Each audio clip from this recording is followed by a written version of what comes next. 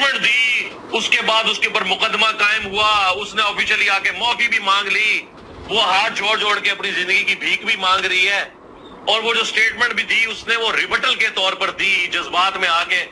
جب آپ کسی کے ریجن پر حملہ کریں گے اس کے جواب میں وہ آپ کے ریجن پہ حملہ کرے گا، کوئی آرگنائز طریقے سے یہ کام نہیں چلا تھا۔ بسم اللہ الرحمن الرحیم، السلام علیکم، میں ہوں کیسر احمد راجہ، امید ہے آپ سب کی طبیعت بالکل ٹھیک ہوگی۔ اور عام طور پہ میں جو اسلامک اسکالرس ہیں ان کی باتوں پہ میں رسپونڈ نہیں کیا کرتا، بیکاز میں خود کو بارڈر کا سپاہی کہتا ہوں کہ میرے گھر میں جو کچھ ہو رہا ہے اس سے ہم انٹرنلی داخلی طور پہ ڈیل کر سکتے ہیں، میرے I have other people to deal with. لیکن یہ جو بات کہی انجینئر صاحب نے، یہ میں بڑی اختلاف کے مجھے اس سے اختلاف ہے اور بڑی عزت اور احترام کے ساتھ ہے۔ It has to be responded to، تو اس پہ میں رسپونڈ کرنا چاہوں گا۔ دو چیزیں بیسکلی اس کلپ میں ہیں، ایک تو یہ ہے کہ یہ معاملہ اتنا زیادہ تھا نہیں اور غلطی بھی اس میں مسلمان کی تھی، اور دوسرے یہ کہ جو اس وقت انڈیا میں پریشر بلڈ کیا جا رہا ہے اس کے پیچھے انٹرنیشنل پالیٹکس ہے، یعنی کہ امریکہ سزا دے رہا ہے انڈیا کو رشیا کے ذریعے، معافی چاہوں گا عرب ملکوں کے ذریعے، کہ جو رشیا سے جو ابھی ٹریڈ وغیرہ انڈیا نے کی ہے، آئل خریدا ہے اینڈ سو فورتھ، پر یہ دونوں ہی باتیں غلط ہیں، and I would like to respond to them both one by one۔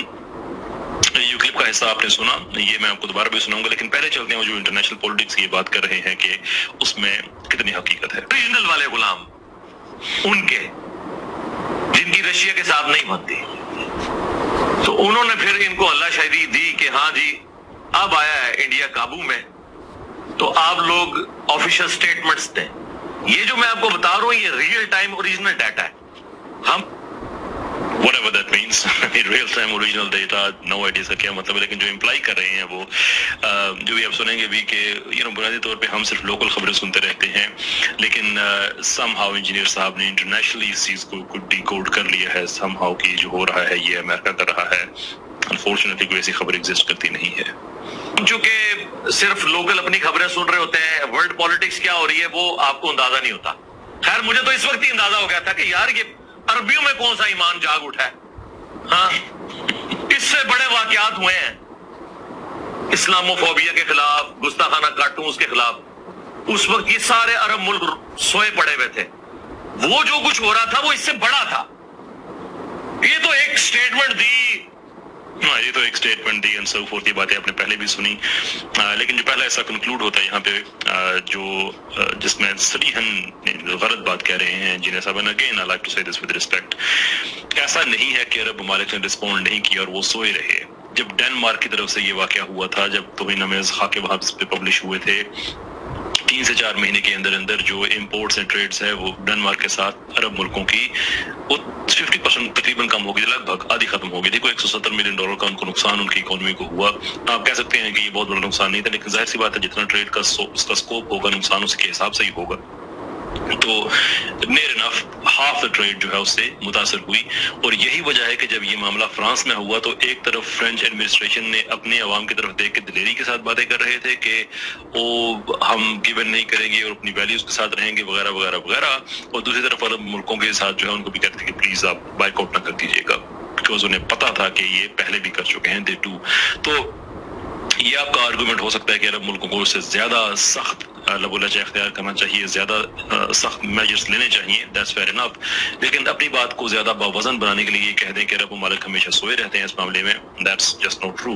یہ ڈسکلیمر کے بعد طور پہ میں ضرور کہنا چاہوں گا کہ میری ہمدردیاں عرب ممالک سے نہیں ہے، آئی ڈونٹ تھنک کہ وہ اسلام کو پرفیکٹلی ریپرزینٹ کرتے ہیں یا ہم کرتے ہیں، لیکن اگین اپنی بات میں زیادہ رنگ ڈالنے کے لیے فیکچولی انیکوریٹ باتوں کو پھیلانا، یہ پوری بات، یہ جو حصہ ہے کہ وہ جو جسٹیفائی جس طرح سے کر رہے ہیں اس عورت کو، جس پہ میرا بہت دل دکھا ہے اور ایکچولی جس کی وجہ سے میں یہ ویڈیو بنا رہا ہوں، ایسے ریمارک۔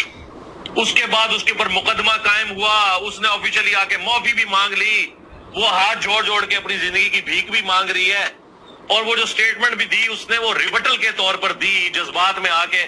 جب آپ کسی کے ریجن پر حملہ کریں گے اس کے جواب میں وہ آپ کے ریجن پہ حملہ کرے گا، کوئی آرگنائز طریقے سے یہ کام نہیں چلا تھا۔ یہ بات آپ نے سن لی، پہلے بھی آپ نے سنی تھی، اس ویڈیو میں یہ ڈبل ڈاؤن کیا ہے انجینئر صاحب نے، اس بات کو دوبارہ سے کہا ہے۔ میں چاہتا ہوں کہ وہ دوسری جو انہوں نے بات کہی ہے وہ بھی اس کے ساتھ ملا لیں، پھر اس کے بعد پھر میں ایکسپلین کرتا ہوں کہ یہ ساری باتیں کیوں غلط ہیں۔ سینیریو دیکھیں اس ٹی وی پروگرام کا، اس ٹی وی پروگرام کے اندر پہل جو ہے مسلمان کی جانب سے ہوئی ہے، اس کا آپ کو اندازہ ہوگا، ابھی تو ادھورے کلپ چل رہے ہیں، وہ بھی بڑی مشکل سے مجھے ایک کلپ ملا ہے، تو उस औरत के आपको जवाब के अंदाज से पता चल जाएगा कि वो रिबटल कर रही है, क्योंकि जब वो मुसलमान ने वो बात की तो उसने कहा कि अच्छा आप अगर इस तरह की बातें करोगे ना तो हम भी ये कहेंगे। तो ये पहला मुजरिम तो वो मुसलमान है जो किसी के रिलीजन के बारे में इस तरीके से लाइव टीवी प्रोग्राम के अंदर आके बात कर। वो ये कह रहे हैं कि जस्टिफिकेशन दे रहे हैं कि उनको ऑफेंड किया गया, और जब फिर ऑफेंड आपको करते हैं तो फिर आप जवाब देते हैं। तो वो मुजरिम जो था वो मुसलमान था और हमें उनके जवाब से ये पता चल रहा है। और अहम बात उसमें ये कही मिर्जा साहब ने कि वो तो क्लिप हट गया, लेकिन एक क्लिप मुझे बड़ी मुश्किल से मिला है।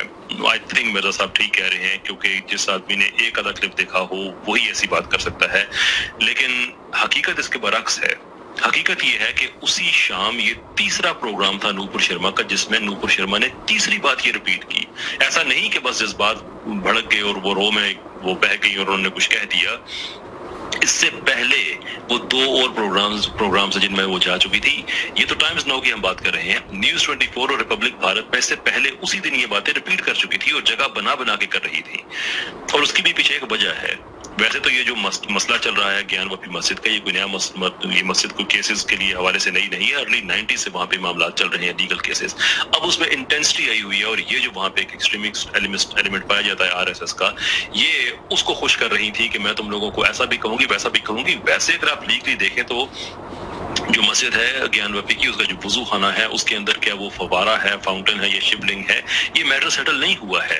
आप इसकी बेस पे ये नहीं कह सकते हैं कि आपने हमारी अपने रिलीजन की गुस्ताखी कर दी है। हाँ, अगर हिंदुइज्म एज रिलीजन जो है वो डिक्लेयर कर दें कि भाई ये आज के बाद आप इसको फवारा नहीं कह सकते, और फिर कोई मुसलमान कहता है तो उसको शरारत गिना जाएगा, इंडियन कानून के मुताबिक उसको आदमी को सजा मिलनी चाहिए। लेकिन एक लीगल केस चल रहा है तो अदालत में लोग क्या कहेंगे, यानी मुसलमानों के वकील हैं वो क्या कहेंगे जाके, उसको फाउंटेन ही कहेंगे ना, इसलिए कि इनका ये केस है। तो इस पे जज साहब उठ के गालियां देना शुरू कर देंगे, तुमने गुस्ताखी कर दी, तो क्या would that make any sense? It wouldn't। और जो आखिरी बात है जो मिर्जा साहब ने यकीनन नहीं सुनी, मैं उनको मैक्सिमम बेनिफिट ऑफ डाउट देना चाहूंगा कि शायद वो क्लिप्स उन्होंने नहीं देखे, वरना वो इस औरत का इस तरह से दिफा ना करते। नकले कुफर नबाशत, और मेरा दिल टूट रहा है बातें अब कहते हुए। 2 अल्फाज जो इस्तेमाल किए गए, सेक्सुअल इंटरकोर्स और बुढ़ा। There is no justification for this, Mirza साहब। There is no justification। ये बात आपको सूट नहीं करती। मुझे यकीन है कि आपने क्लिप्स नहीं देखे होंगे, उसके बगैर आप बात कर रहे हैं, और मुझे इस चीज का अफसोस भी है कि अगर आपके पास पूरी तहकीक नहीं है तो आप क्यों इस पे एक्सपर्ट ओपिनियन अपनी दे रहे हैं। कुछ देख लें, पढ़ लें उसको, क्योंकि ये वक्त इज्जत रसूल की वकालत करने का है। आपकी बातों से लग रहा है कि आप शायद आरएसएस की वकालत कर रहे हैं। आई होप ये बातें सुन के आप रिव्यू करेंगे अपना जो व्यू है और इस पे कोई एक्सप्लेनेशन देंगे, बिकॉज एट द मोमेंट आपकी जो बातें हैं ये बहुत ज्यादा दिल दुखाने वाली हैं।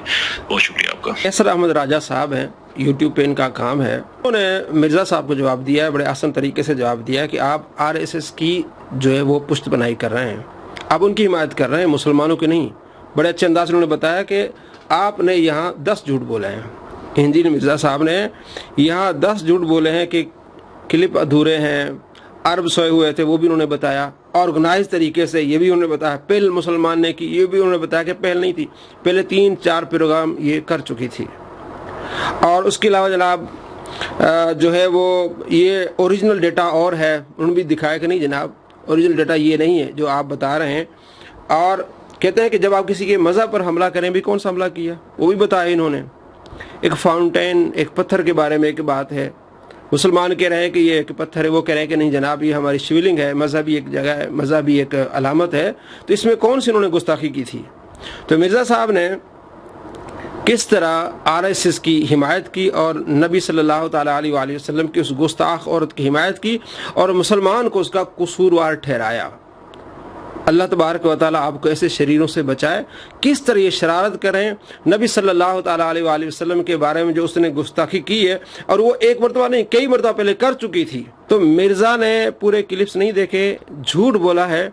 और आरएसएस जो हिंदुओं की तंजीम है, मोदी की तंजीम है, उसको इसने सपोर्ट किया, मुसलमानों को सपोर्ट न किया। बड़े दुख की बात है कि हिंदू इसके क्लिप्स जो है लोगों को दिखा रहे हैं कि पहल मुसलमान ने की है, मुसलमान का इसमें कसूर है। भाई आपने क्लिप्स ही नहीं देखे, आपने पूरी वीडियोस नहीं देखी। तो इस पर हमने पहले भी वीडियोस बनाई हैं, दिखाया है कि ये आधे क्लिप देख के उड़ती उड़ती बातें देखे इस तरह वीडियोस बनाता है अपने व्यूज और अपनी शोहरत के लिए। अल्लाह करीम आपको ऐसे शरीरों के शर से बचाए। अस्सलाम वालेकुम रहमतुल्लाहि व बरकातुहू।